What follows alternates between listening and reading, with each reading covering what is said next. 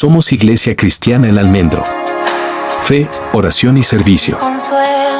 Hola, buenas noches, familia del Almendro, deseando que para todos y cada uno de ustedes sea una noche de grandes, ricas, abundantes bendiciones. Vamos a Deuteronomio capítulo 8.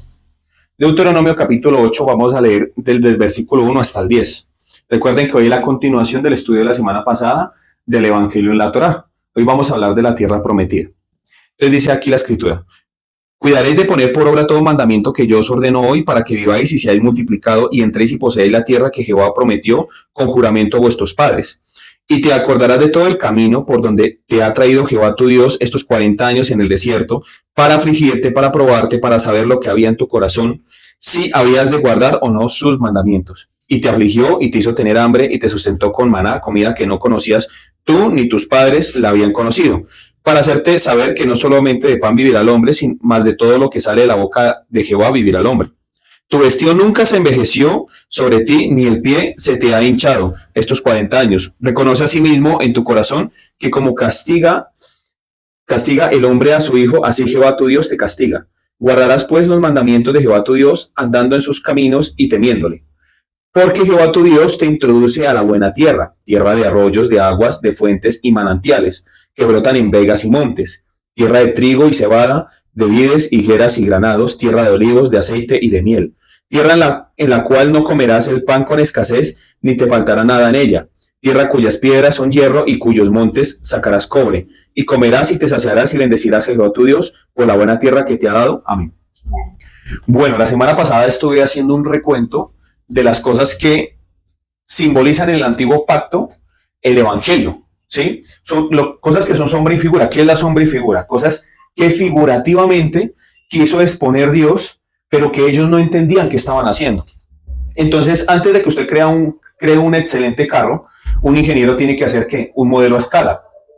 Entonces, la Torá, en pocas palabras, así de pronto algunas personas se molesten o se ofendan, sobre todo los judíos, la Torá es un modelo a escala de lo que vendría a ser el evangelio. No tiene sentido de que la Torá sea otra cosa sino un modelo a escala, porque entonces podríamos decir que la Torá es superior a Cristo. Jesucristo en Hebreos capítulo 1 dice que Dios, hablando de muchas maneras y de muchas formas antiguamente a través de sus siervos los profetas, hoy habla a través de su Hijo Jesucristo, quien es el autor y el consumador de un nuevo pacto, ¿cierto? También se hace superior a los ángeles y dice que ya no hay más revelación. Y después de él es mencionado los héroes de la fe. ¿Y esto por qué? Porque los héroes de la fe del antiguo pacto tuvieron una gran responsabilidad. Y esa responsabilidad era mostrar el modelo a escala. Entonces, cuando yo le digo esto a usted y usted de pronto ha militado en una iglesia de la prosperidad, usted va a chocar con esto. O si de pronto usted, por ejemplo, en el caso de una persona que está hoy acá, de pronto no tiene conocimiento de pronto bíblico en algunos aspectos, que eso no está mal. El tema es que para usted también va a ser raro escuchar esto que le voy a decir el día de hoy. Pero la Biblia es hermosa. ¿Por qué? Porque la idea es mostrar a Jesús. La idea jamás fue introducir al pueblo de Israel en una tierra para que ellos fueran felices y gobernaran y fueran maravillosos y para que todo el mundo se sometiera a los pies de los judíos. Eso es lo que creen los judíos que ellos merecen. Pero lo que merece el pueblo judío, según la Biblia y según lo que yo leo en los libros de los profetas, ni siquiera el Nuevo Testamento, ¿qué merece el pueblo de Israel? Morir, como toda la humanidad. Entonces, ¿Dios qué hizo? Elige un pueblo insignificante, elige rey insignificante, personajes insignificantes, para a través de ellos mostrarles a ese pueblo, mostrarles a su hijo, mostrarle la voluntad de Dios. O sea, Dios es un Dios bondadoso. ¿Y Dios qué desea? Dios desea mostrarse, darse a conocer. Pero si las personas no vienen al banquete, si no vienen a Él, pues obviamente difícilmente lo van a conocer. Como en la actualidad, si hay personas que no leen la Biblia, pues obviamente no le van a conocer. La Escritura dice que la palabra de Dios es viva y eficaz, o sea, que hasta el sol de hoy tiene vida. ¿Y que es eficaz? ¿Qué es? Que cumple con un propósito y que ese propósito se cumple, o sea, que verdaderamente lo que dice ahí se cumple a aquella persona que la practica. En 2 Timoteo dice, toda la Escritura es inspirada por Dios, toda. ¿Qué tenía el apóstol Pablo en su mano? ¿Tenía los evangelios?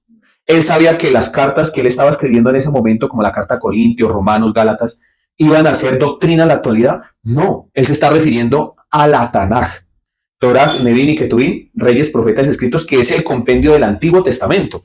Por ejemplo, para Carlitos, ese es el antiguo pacto. O sea, desde Génesis hasta Malaquías. Entonces, cuando inicia Mateo, hasta Apocalipsis inicia el nuevo pacto, ¿no? El Nuevo Testamento, que es desde Mateo hasta Apocalipsis. Entonces, lo que tenía el apóstol Pablo para decir que toda la escritura es inspirada por Dios, ¿qué era? El antiguo pacto. Entonces, la intención del apóstol Pablo era mostrar al Mesías en el Antiguo Testamento. Y hoy finaliza ese estudio, lo culmino con mucha satisfacción porque hay personas que me han hecho preguntas y que verdaderamente he visto que hay algunos resultados.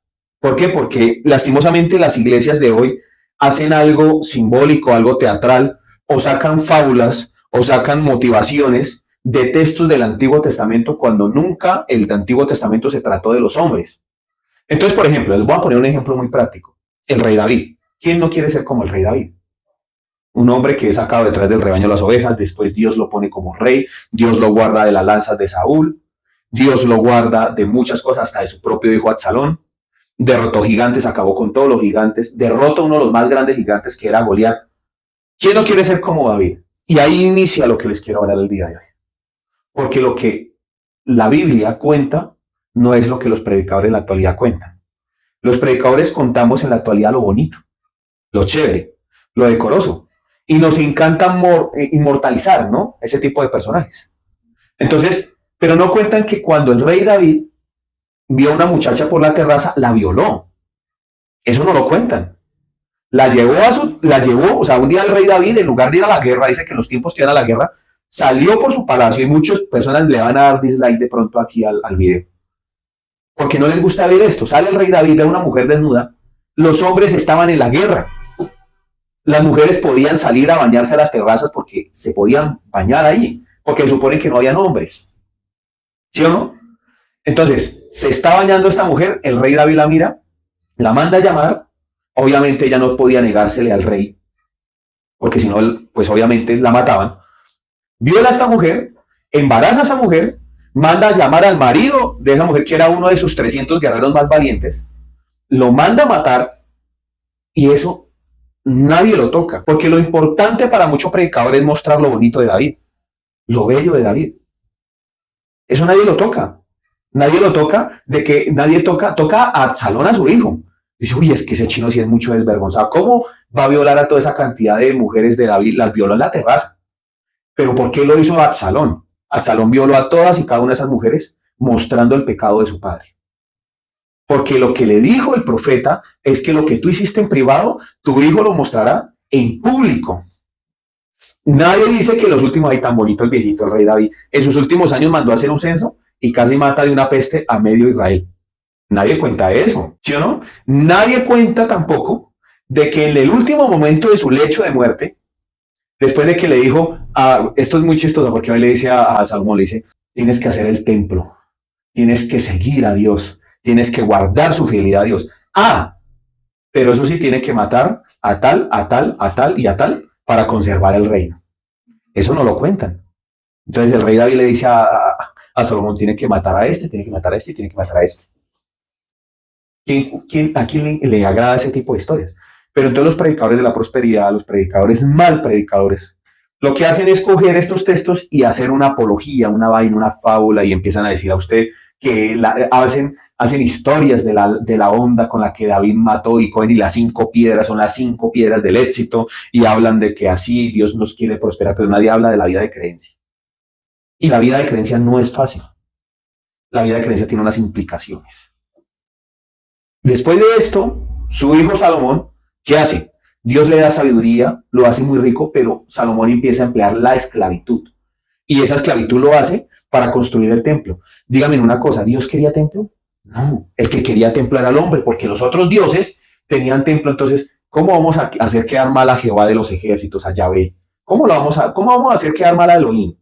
No, nuestro templo tiene que ser grande y se crea el templo de Salomón. No quedó piedra sobre piedra.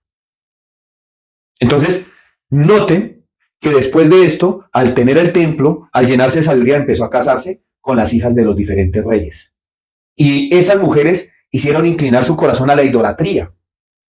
Ya cuando nace su hijo, Roboam, Ya Roboam creció viendo a su padre siendo corrupto.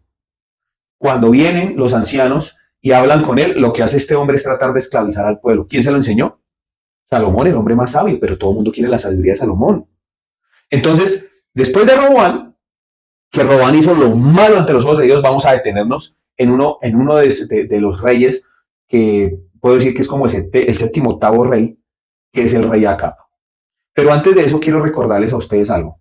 Todo esto nació por causa de malas decisiones de un hombre llamado David. Porque si usted mira lo que le estoy diciendo, ya viene la maña. Y ni un solo rey en Israel hizo lo bueno delante de los ojos de Dios, finalmente. Claro, muchos derribaron los altares, muchos hicieron esto, muchos hicieron aquello. Se terminaba volteando el corazón de los reyes. Hubieron reyes que trataron de seguir al Señor. Pero es que el poder es difícil. El único hombre que dice que entregó su corazón voluntariamente a la corrupción como rey fue Acab.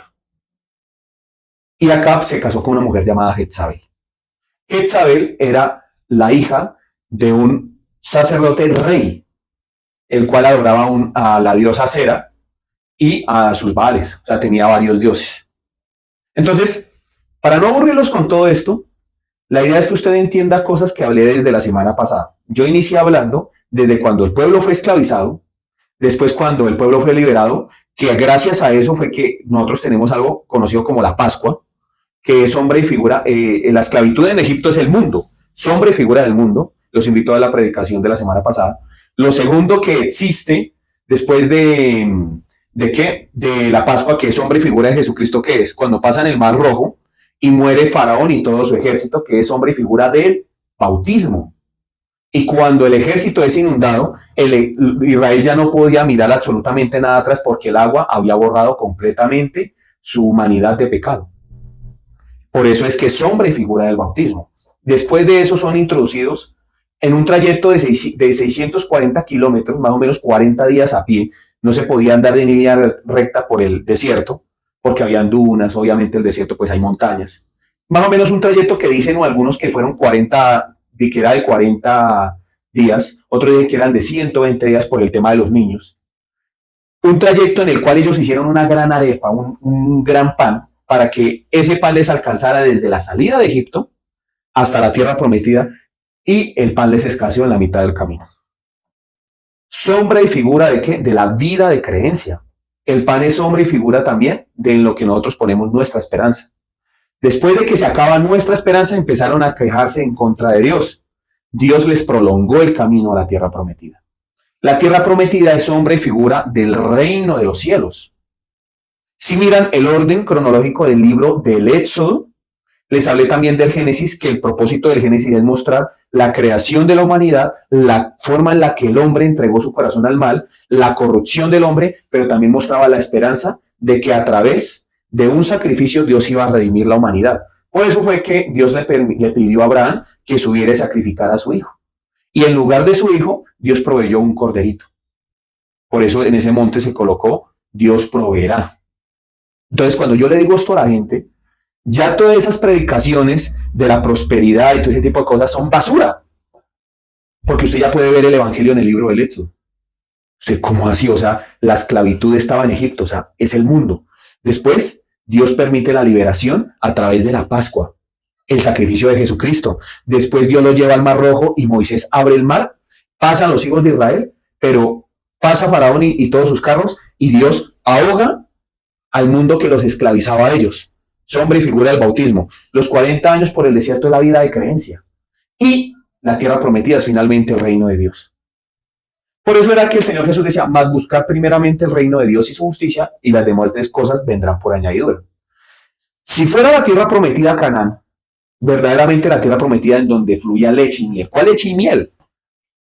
Era otro lugar desértico. Era un lugar desértico, la tierra que Dios le prometió a Abraham. Pero es que Dios los puso en esa tierra porque lo que Dios quiere comunicar a la humanidad es que aun si usted está en el desierto, en el lugar más árido, allí Dios lo va a bendecir a usted.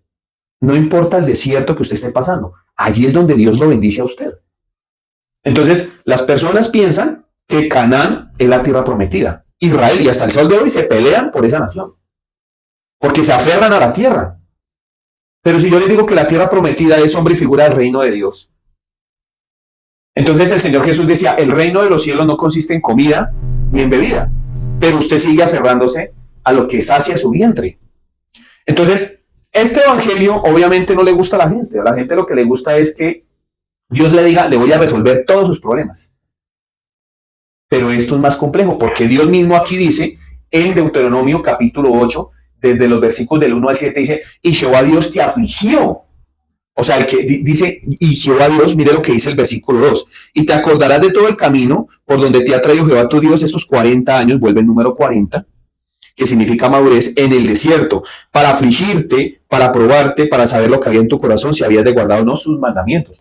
¿Quién fue el que probó al pueblo de Israel? O sea, Dios los sacó de Egipto, fue para probarlos.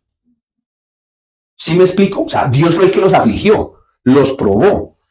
Entonces, el evangelio de ahora es que si usted tiene una enfermedad, tiene crisis económica o algo, es que usted está en enemistad con Dios. No.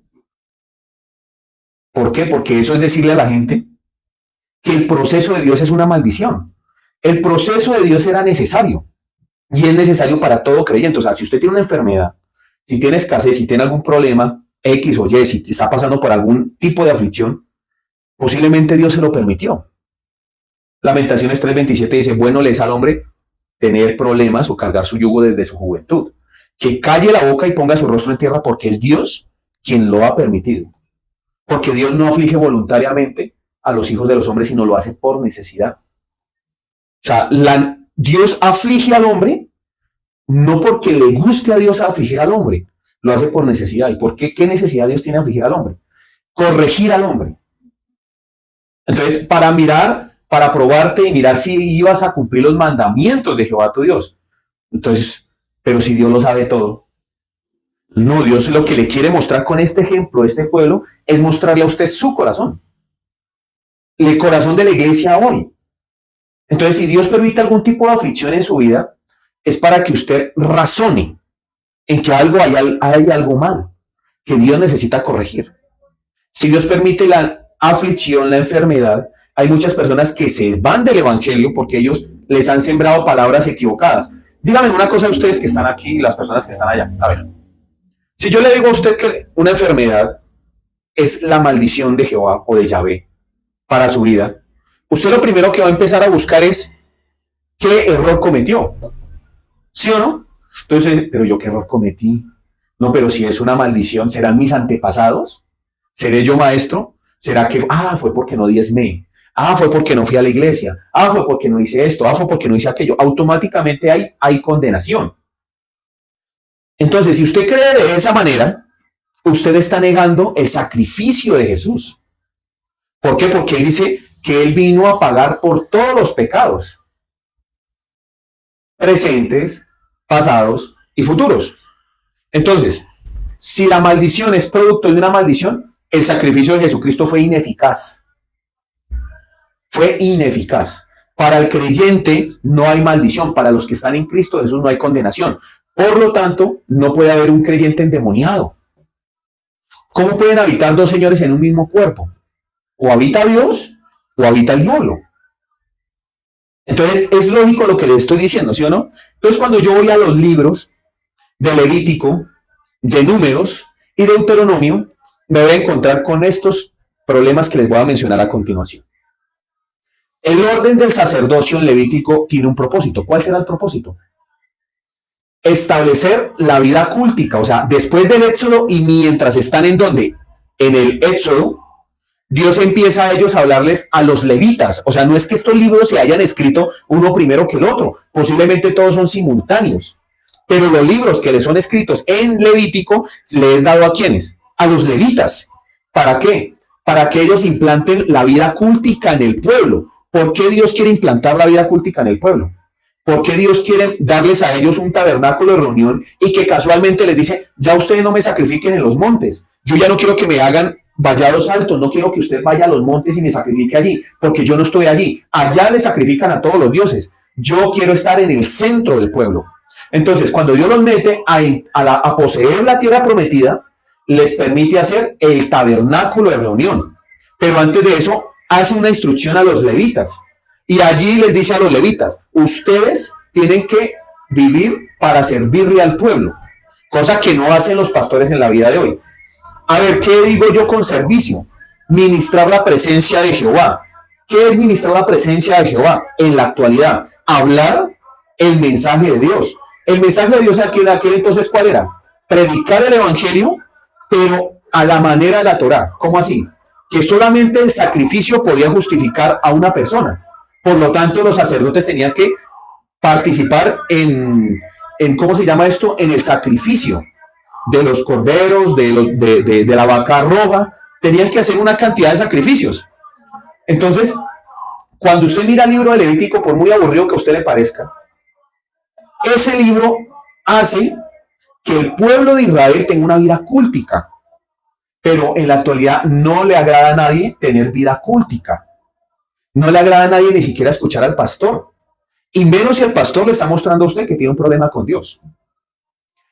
Cuando usted mira el libro de Levítico, tiene ordenanzas y formas que solamente Dios en ese momento conocía en su lógica. ¿Por qué? Porque en ese momento había mucha ignorancia. ¿Sí sabían eso? En la historia de los reyes, que ahorita voy a eso con la historia de Deuteronomista, en la historia de los reyes, obviamente hasta algunos siglos atrás, los reyes, cuando no habían muchos reyes, ustedes sí sabían que los reyes no sabían ni leer ni escribir. No es como en las series de Netflix, que eran todos educados, todos bellos y vestían todos pomposos. Muchos de ellos ni se bañaban. Había una ignorancia terrible.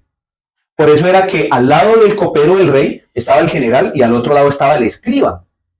Cuando alguien visitaba al rey, cuando le enviaban un edicto, algo, el escriba iba y recogía el correo y leía, y le leía al rey. Entonces, cuando el rey no sabía, tenía que contratar posiblemente un eunuco, a alguien que fuera de otra nación que supiera leer. Entonces, Dios le da la instrucción a los levitas, les da la educación para que le enseñen al pueblo qué es la voluntad de él. Eso es lo que debe hacer un pastor. La obra social es algo secundario, no es lo importante. Porque si fuera lo importante, le estaríamos dando razón a la Iglesia Católica, en donde ellos sí tienen obra social. La obra social en el Evangelio no es importante. Lo importante es que las personas conozcan del Evangelio y se arrepientan. La obra social es una añadidura. Los sacerdotes no tenían que hacer nada con el pueblo. Ellos no tenían herencia. La herencia de Dios era Jehová. Pero ellos tenían que encargarse de predicar el Evangelio, que en ese momento era la Torá, al pueblo. Y tenían que encargarse de enseñar el sacrificio, de dar pedagógicamente eso. Ayudarle a la viuda y al huérfano es una añadidura. No es lo importante. Obviamente una iglesia en la actualidad debe tener obra social. Eso es indispensable, eso no lo voy a discutir yo con nadie. Pero lo importante es la predicación de la palabra. ¿Por qué? Porque la Escritura dice que Dios añadía a la iglesia a los que habían de ser salvos. A Dios no le interesa si el pueblo sufre o no sufre por hambre. A Dios lo que le interesa es afligir al pueblo y que el pueblo entienda que él está siendo trabajado y tratado. Y que no solamente de pan vivirá el hombre, sino de toda palabra que sale de la boca de Dios. Entonces, las personas piensan equivocadamente con respecto a Dios por eso. En el Levítico se le ordena a los sacerdotes encargarse únicamente del sacerdocio. Entonces, ese debe ser el trabajo del pastor. Las demás cosas que haga la iglesia son añadiduras. No hay otra cosa. El libro de Números, obviamente, también está mirando y mostrando parte de las ordenanzas que como pueblo antes de entrar a poseer la tierra prometida tenían que hacer. Pero también se muestra por qué el pueblo duró tanto tiempo en entrar y poseer la tierra prometida. Ahí está la historia, por ejemplo, en el Números capítulo 21 de la serpiente de bronce, en donde el pueblo se metió con Dios y empezó a quejarse del maná, empezó a quejarse de la carne, aunque la carne le salía hasta por las narices. Yo no me imagino ese cuadro, fue horrible. Pero así es el pueblo. Entonces el pueblo se queja con el sacerdote de que quieren carne. Entonces Dios dice, ¿quieren carne? Tranquilo, les voy a hacer llover carne. Tomen codornices. Dice que tragaban esas codornices que la carne hasta se la vomitaban y se les salía por los huecos de las narices. No sé cómo hubiera sido ese cuadro. El pueblo buscaba saciar su hambre, como la gente en la actualidad busca saciar su hambre. Pero el hambre es algo que a Dios le interesa. No. Eso lo expliqué en la semana pasada en la predicación. A Dios no le importa si usted está pasando por necesidad. Dios no siente compasión. Si lo está viendo usted en una enfermedad, Dios no lo mueve en nada de eso. Y usted me dice, uy, ¿cómo así, Fabián? No, pero si Dios sintió compasión cuando se enteró que Lázaro murió, y entonces cuando Dios siente compasión de su pueblo, no. Esos textos están sacados fuera de su contexto. ¿Dios de qué? ¿Qué mueve el corazón de Dios? La fe. No lo mueve otra cosa. Porque si Dios aflige, dígame una cosa, ¿Dios siente compasión? Dios mira el acto de fe, por ejemplo, les voy a poner un ejemplo aquí. Ana, Dios mira que esta mujer está, mejor dicho, botada en el templo, que hasta el sacerdote Eli piensa que ella está borracha. Y ella estaba llorando, derramando su corazón, porque antes una mujer que no tuviera hijos, eso era algo terrible, ¿cierto? ¿Qué hace? O sea, ¿qué hace Dios? Dios escucha el llanto de esa mujer porque esa mujer actúa en fe. ¿Qué hizo esa mujer? Ir a postrarse ¿en dónde? Frente al altar de Dios. Les voy a poner otro ejemplo. La tsunamita. ¿Sí? O la viuda de Sarepta. O la samaritana. ¿Qué hace Dios? Dios mira el corazón, por ejemplo. El de la viuda de Sarepta. El profeta llega y le dice, dame una tortilla a mí y cocíneme esto, y ahí sí Dios le va a proveer. Dios que quería ver la fe de esta mujer, de la samaritana, de la viuda de Sarepta, disculpen. Entonces, a Dios no mueve la fe. ¿Sí? Miren, yo sé que esto entenderlo es algo terrible para la mente humana. ¿Y por qué es terrible? Porque nosotros nos imaginamos un Dios como el sol de los Teletubbies. ¿Ustedes se acuerdan de ese sol? Salían los Teletubbies y el sol miraba a los Teletubbies toteado de la risa. Y eso era, ¡ay! Y, ¿sí? ¿Y usted cree que Dios está feliz con la humanidad? No. Cuando usted mira los libros de los profetas, por eso es importante leer la Biblia, usted mira que Dios está en su trono y que en su trono hay fuego. Y que en ese trono se grita algo a voces que dice santo, santo, santo. Y que en ese trono Dios está observando a la humanidad detenidamente. Y que lo único que frena a Dios es el sacrificio de su Hijo. Y en el Antiguo Testamento eran los corderos sacrificados. ¿Qué era lo que evitaba que Dios achicharraba al pueblo? Los corderos. Pero para eso los sacerdotes tenían que enseñarle al pueblo la importancia del sacrificio. Eso es lo que evita. O sea, Dios no se conmueve con la necesidad del ser humano porque el ser humano le debe a Dios. Y porque el ser humano, en lugar de irse detrás de Dios, dice el necio en su corazón, no existe Dios. Dios entiende que la humanidad es necia. Y por lo tanto Dios lo que quiere es eliminar a cualquier adversario. Entonces es importante que nosotros entendamos el contexto bíblico. Cuando usted ya entra al libro de Deuteronomio, que es un libro, para mí es un libro terrible, y fue el mismo que encontró el rey Josías. Cuando él leyó el libro, el rollo del Deuteronomio, porque no era un libro, sino era un rollo, y cuando él lee Deuteronomio 28 y otros textos en donde todos son contratos de Dios, ¿qué hizo el rey Josías? Dijo, el Señor nos va a achicharrar. Tenemos que hacer algo. El Señor está enojado con la humanidad. Está enojado con nosotros. Y este hombre desesperadamente empezó a hacer la reforma, la famosa reforma de Josías. Entonces, ¿qué entendió el rey? Entendió que nosotros somos deudores. Deudores. Entonces dice, ay, pero Juan 3:16 dice que porque de tal manera Dios amó al mundo, que dio su Hijo unigénito. Dios ama al mundo. Y Dantecito Gebel dice, ay, el Señor me ama, el Señor cómo me quiere, el Señor quiere prosperarme, el Señor es un loco enamorado, el Señor es peor que una novia intensa. El Señor, y entonces usted, ay, el Señor me ama, el Señor está loco por mí, así lo dijo en una predicación. El Señor está loco, pero por achicharrarlo. Eso es lo que quiere Dios. Y bienaventurado es El que conoce a Jesús encuentra paz para con Dios. Por eso es la buena nueva de salvación. Por eso es que a través de Jesús tenemos paz para con Dios. Porque antes estábamos en guerra. Entonces Dios mira a la humanidad y ve que la humanidad se está matando entre sí. Y Dios ve a sus adversarios matarse entre ellos. Dios mira solamente a sus hijos. Y solamente por ellos. Dice, porque Dios retrasa la llegada, retrasa su otra venida, o sea, la venida de su hijo nuevamente, esperando hasta que el último se salve. No está llorando allá en su trono, ay, la humanidad cómo está aguantando de hambre, los niños en África, pobrecitos. No. Dios sabe que si los niños en África están aguantando hambre, es por causa de la desigualdad y del egoísmo del ser humano. La maldad del hombre. Y por causa de la maldad del hombre, el hombre lo único que merece es la muerte. Eso lo entendía y lo decía el apóstol Pablo en Gálatas, en Romanos. Si usted lee las cartas del apóstol Pablo, dice, nosotros antes andamos muertos en nuestros delitos y pecados, ahora andamos en una nueva naturaleza, la de su Hijo.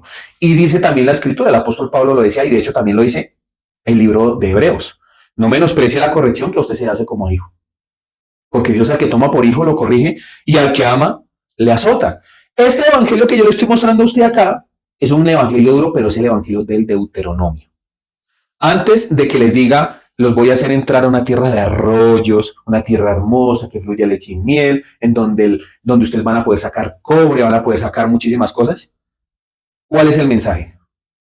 Acuérdese por donde Dios lo trajo a usted. Acuérdese que Dios lo afligió, le hizo pasar hambre, lo hizo tener necesidad. Entonces, como de esto se trata también de hablar un poquito de Elías, vamos al primer libro de Reyes, capítulo 19. Elías huye a Oreb. Acab dijo a Jezabel la nueva de todo lo que Elías había hecho y de cómo había matado a espada a todos los profetas. El famoso sacrificio de los profetas y el famoso sacrificio de Elías, ¿no? Que Dios manda fuego y consume el sacrificio de Elías. Muchos lo conocen, ¿no? Dice, entonces envió Jezabel a Elías un mensajero. Lo único que hizo Jezabel no fue, mire, lo único que hizo fue mandarle un mensajero, ¿cierto? Diciendo, así me haga los dioses y aún me añadan, si mañana a estas horas yo no he puesto tu persona como la de uno de ellos.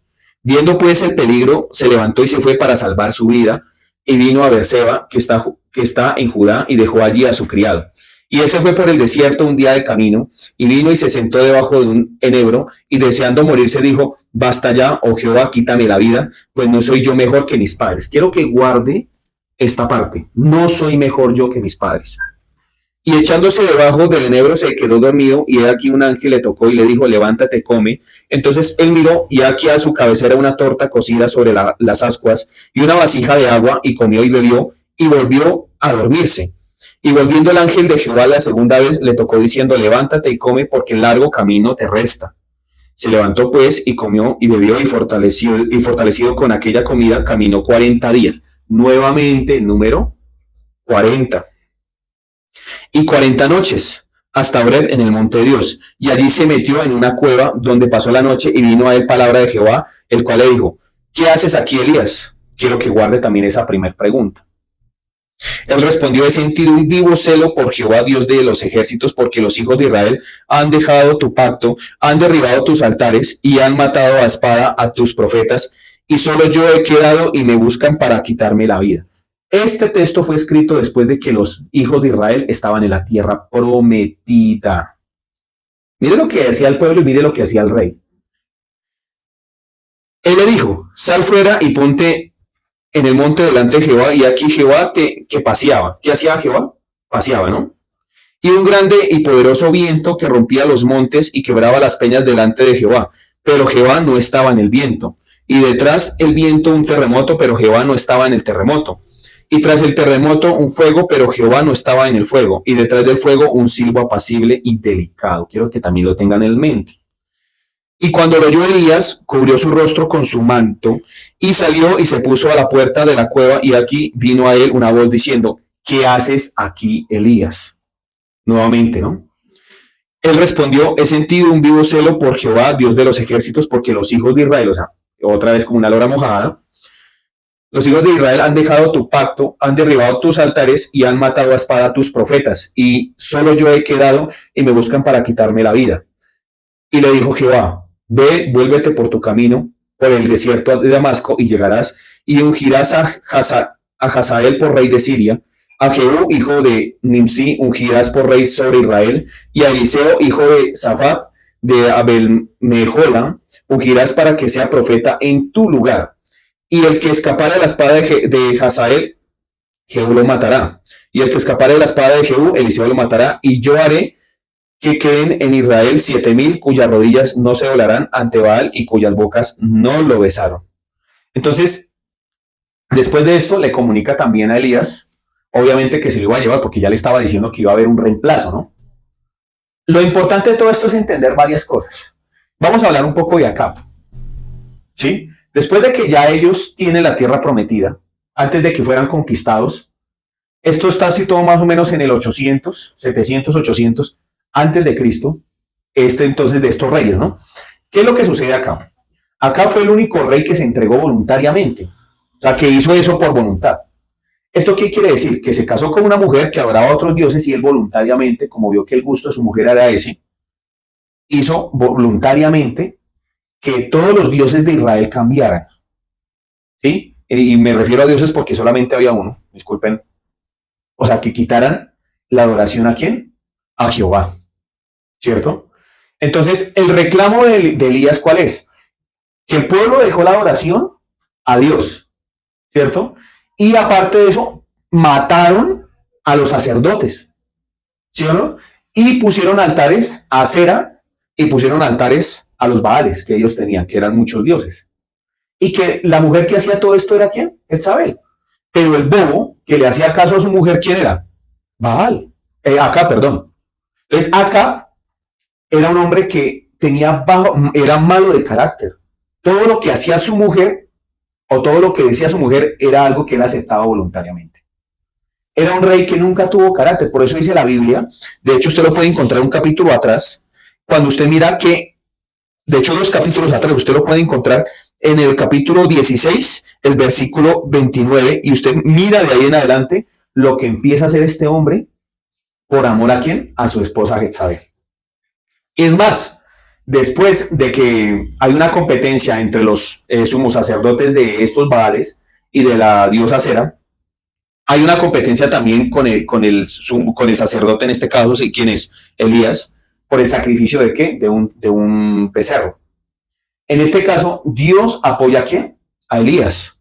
Y Dios lo saca adelante. Y Acab, en lugar de convertir su corazón al ver que Elías manda hasta echarle agua al sacrificio, Acab va y le cuenta esto a su esposa. En lugar que él es el rey, en lugar de decir, todo el pueblo, humíllese delante de Jehová. No. ¿Qué hace este hombre? Va y le dice a Jezabel y le dice, oiga, hay un profeta, Elías, el que dijo que no lloviera durante 3 años, vino y mató y degolló a todos los sacerdotes, y aparte de eso hizo un sacrificio y Dios lo respaldó. O sea, ustedes pueden ver la falta de carácter que tiene este man como rey. Es un problema grave. Pero el problema es que nosotros nos hacemos a la idea de que nosotros somos un Elías. ¿Sí o no? Pero nosotros no nos identificamos como Acab. Viene el pecado a nuestras vidas, viene la maldad y nosotros vamos en pos de ¿quién? De nuestra Jezabel. Y somos tan faltos de carácter que lo primero que hacemos es ir detrás de nuestros Baales. Y somos tan faltos de carácter que a cualquier cosa le decimos que sí. Entonces, hay un atributo que dice Dios, que el Espíritu de Dios tiene algo consigo que es el dominio propio, ¿cierto? El poder, la templanza, los atributos que tiene el Espíritu de Dios. Entre ellos, pues obviamente es el autocontrol, la templanza, ¿no? Pero si una persona, les pongo yo este caso, si una persona no contempla a Dios, al pecado siempre le va a decir que sí. Ahora, puede que usted diga, pero yo no soy tan malo. Que suele suceder, ¿no? Yo me voy a mi casa, voy a mi empresa, trabajo. ¿Dios qué problema va a tener conmigo? Si es que yo soy un man chabacano. Yo soy una mujer de Dios, ¿cierto? Entonces usted dice, no, Dios me lleva a mí en la buena, en la más buena. Yo le hago a usted una pregunta. ¿Por quién vino Jesús? Por el pecador. Si usted considera eso, usted considera de que Jesucristo no vino por usted. Porque él dijo, el que necesita del médico es el enfermo. Yo he venido por las ovejas descarriadas del pueblo de Israel. En otros textos, obviamente, él va detrás de la perniquebrada. Dice, él deja las 99 y se va detrás de la perniquebrada, o sea, de la que más causa problema. Entonces, si usted dice, yo no tengo ninguno de esos problemas, lo primero que usted hace es mentiroso a Dios y usted se constituye enemigo de Dios. ¿Por qué? Porque la única forma en la que usted puede encontrar paz con Dios es a través de Jesucristo. Y Jesucristo solamente vino por aquella persona que reconoce su maldad. La maldad de los seres humanos en muchos está camuflada porque hay mal pensamiento. El ego, o sea, usted puede decir que no mate a nadie. Usted no puede violar, usted no puede robar a nadie. Pero algo que Dios detesta es el orgullo y la vanidad. Dice que es mejor prestar atención que los sacrificios. ¿Cierto? Y dice que es mejor el mudar el corazón antes que cualquier obra que usted pueda ofrecerle a Dios. Dios ya no acepta los sacrificios. Dios lo que acepta es que usted mude su corazón. Si usted no muda su corazón, en usted hay algo que llama orgullo, altivez. Porque Dios a usted lo juzga hasta por un mal pensamiento. Cuando usted lee la ley, por el solo hecho de pensar mal, usted se hace enemigo de Dios. Por eso el hecho de desear una mujer que no sea la suya, usted se hace enemigo de Dios. Por eso el hecho de que usted en algo no honre a sus padres, usted se hace enemigo de Dios. Por el solo hecho de que usted no tenga a Dios en primer lugar en su corazón, usted se hace enemigo de Dios. Usted no necesita matar a nadie. Usted no necesita ser un terrorista, hacer cualquier cantidad de cosas. No, con el solo hecho de que usted no reconozca que es pecador, igual que el que mata, igual que el que viola, igual que el homosexual, igual que el homicida, Dios dice, esta persona tiene justicia propia. Yo no puedo entrar en esa persona porque no me necesita. Entonces, este hombre Acab, obviamente, es un hombre completamente corrompido. ¿Sí? Y dice que hizo lo más malo. O sea, no hay peor rey que este señor, dice la Biblia. ¿Sí? Entonces aquí, por ejemplo, dice, comenzó a reinar Acab, hijo de Omri, sobre Israel el año 38 de Asa, rey de Judá. Eso está en Primera Reyes, capítulo 16, versículo 29. Y reinó Acab, hijo de Omri, sobre Israel en Samaria 20 años, y Acab, hijo de Omri, hizo lo malo ante los ojos de Jehová más que todos los que reinaron antes de él. O sea, este hombre era olímpico. Si en la actualidad Acab fuera a las Olimpiadas, este hombre ganaba la medalla de oro de los más malos. ¿Sí? Los otros violaban, mataban, así, pero este tipo era lo peor. Dice, pero es que él no cometía el mal. Él no hacía nada malo. La que hacía lo malo era su esposa, Jezabel. ¿Qué dice aquí? ¿Sobre quién hay responsabilidad? Sobre el rey. ¿Sí o no? Dice, porque le fue ligera cosa, o sea, voluntariamente en el original, ligera cosa es que él le pareció algo insignificante. ¿Sí o no? Cosa, andar en los pecados de Jeroboam, hijo de Nabat, y tomó por mujer a Jezabel, hija de Ed-Baal, que es el nombre de un dios. Ed, ¿sí? Que es a Baal, mi señor. ¿Sí? Rey de los Sidonios, y fue y le sirvió a Baal y lo adoró. E hizo altar a Baal en el templo de Baal que él edificó en Samaria. Hizo también Acab una imagen de acera, haciendo así Acab más que todos los reyes de Israel que reinaron antes de él, para provocar a ira de Jehová, la ira de Jehová, Dios de Israel. En su tiempo, Jehiel de Betel reedificó a Jericó. Entonces, hay una cuestión aquí muy interesante. Ahí entra en papel un hombre llamado Elías. El nombre Elías en hebreo significa mi Dios, o el Dios es Yahvé, ¿sí? Entonces, el verdadero Dios es Yahvé, o mi Dios es Yahvé. Eso es lo que significa el nombre Elías. Entonces, este hombre llega y Dios no le dijo que fuera y le dijera al rey Acab de que ya no iba a haber agua. Podemos leerlo. Porque obviamente usted dice, pero fue Dios el que lo mandó hasta allá. ¿Qué sucedía con los profetas en aquel entonces?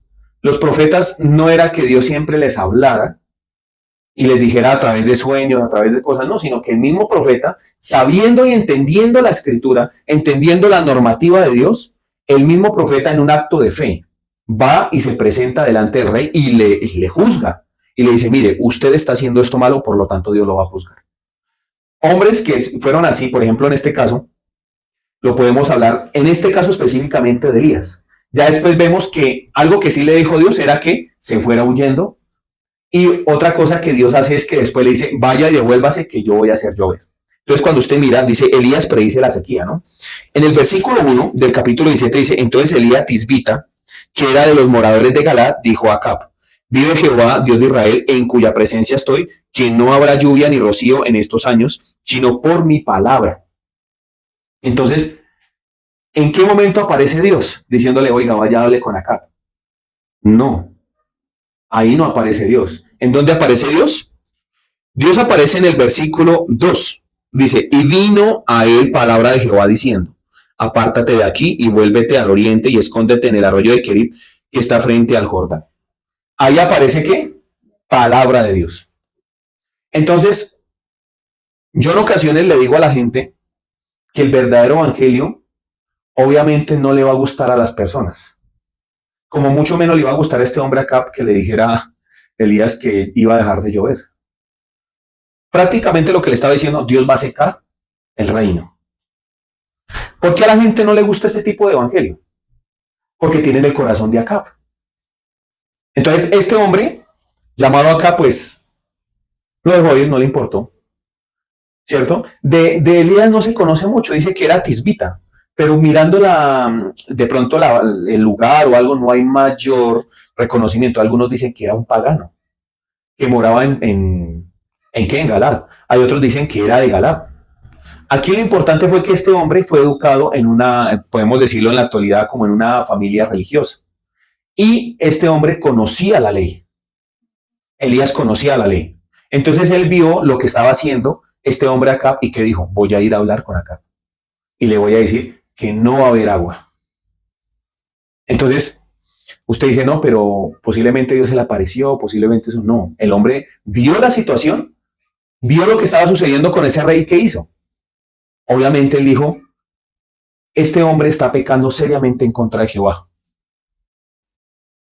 Como en muchas ocasiones yo he visto la maldad en muchas situaciones y obviamente yo les digo lo que yo siento de parte de Dios. Este hombre fue y le dijo a Acab qué era lo que iba a suceder.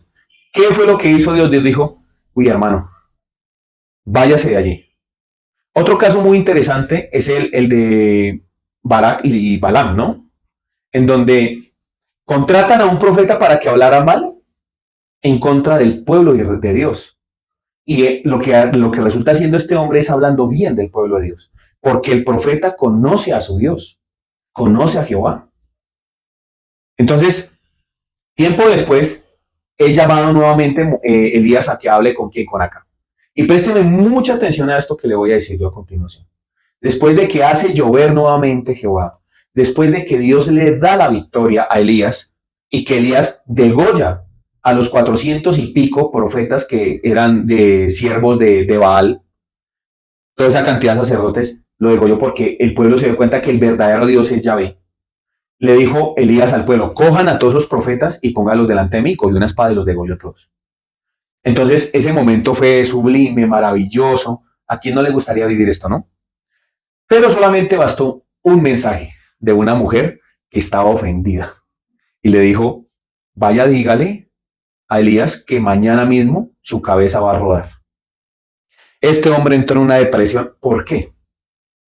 La pregunta es ¿por qué Elías entra en una depresión? ¿Qué sucede con Elías? Pues obviamente Elías estaba esperando que el pueblo volteara su corazón y que el rey reconociera.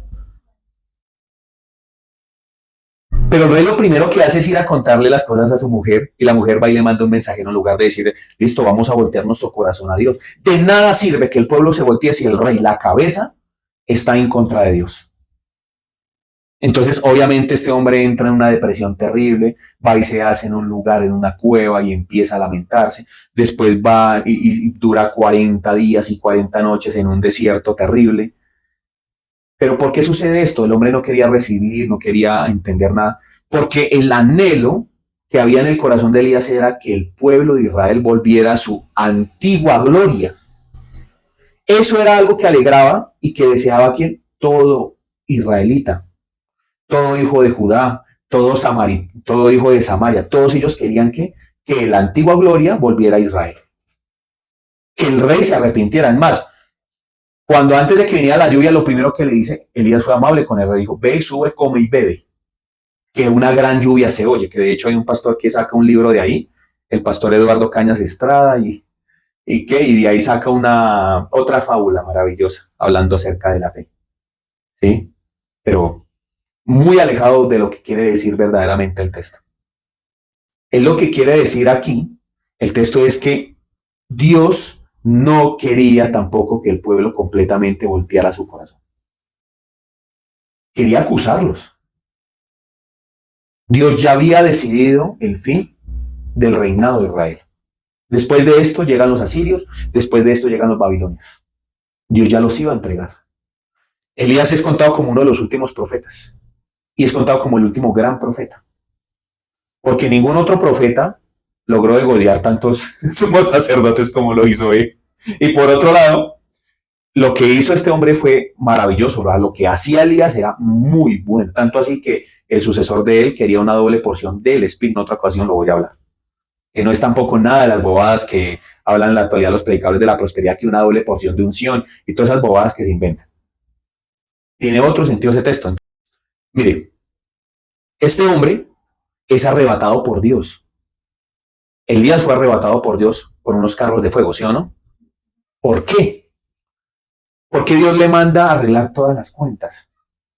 ¿Cuál era el propósito? ¿Por qué Elías lloraba, se quejaba? Porque él quería ver la gloria de Israel. Pregunta, ¿la termina viendo sí o no? ¿En el cielo? Imagínense que él quería nuevamente que Israel fuera una gran nación y que poseyeran de verdad la tierra que le había sido heredada a las 12 tribus de Israel. Era el deseo ver otra vez a los reyes adorando a Jehová. Pero Dios ya había destinado que el pueblo no adorara ya de esa manera. Dios había ya dicho que todo ese pueblo tenía que ser eliminado, porque conocía el corazón del pueblo. ¿Qué hace Dios? Permite el exilio de todo el pueblo hacia Babilonia. Y arrebata a Elías. Y cuando arrebata a Elías, lo guarda en su tiempo, en su reino, hasta la llegada de Jesucristo. Cuando Jesucristo viene y se surge algo llamado la transfiguración, Elías puede entender que esa era la gloria de Israel, Jesucristo. Ese era el reino, esa era la tierra prometida.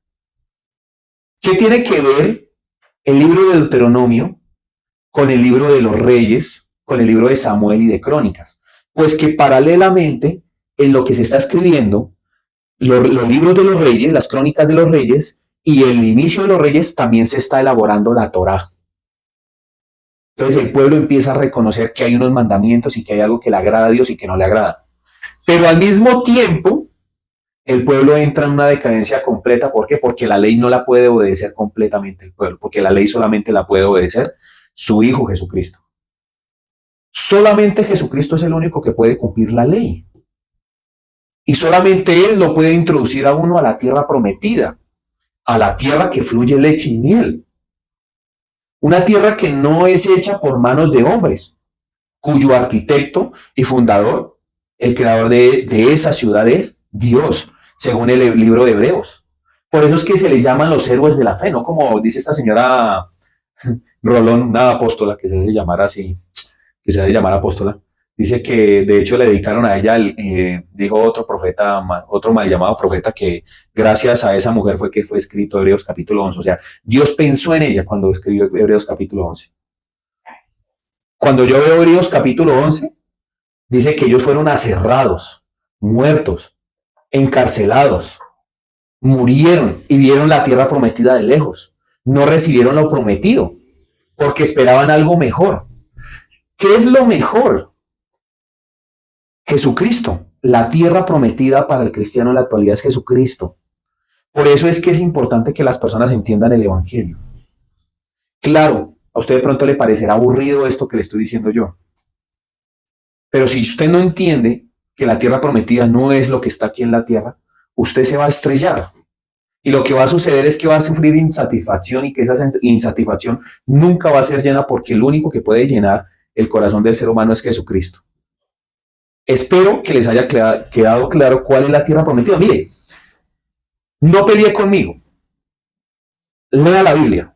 Y cuando usted lea la Biblia, busque qué es lo que piensa Dios de la humanidad, del ser humano. Busque su reflejo, no en los personajes de renombre, no en lo bonito, busque su reflejo en lo malo que hacen ellos. Y usted se va a dar cuenta que usted no es muy diferente a muchos de ellos. Usted se va a dar cuenta que en muchas ocasiones usted ha querido ser el rey David, lo que pasa es que no tiene poder. Donde usted tuviera poder y tuviera riquezas, usted también haría, yo también haría lo que hizo el rey David.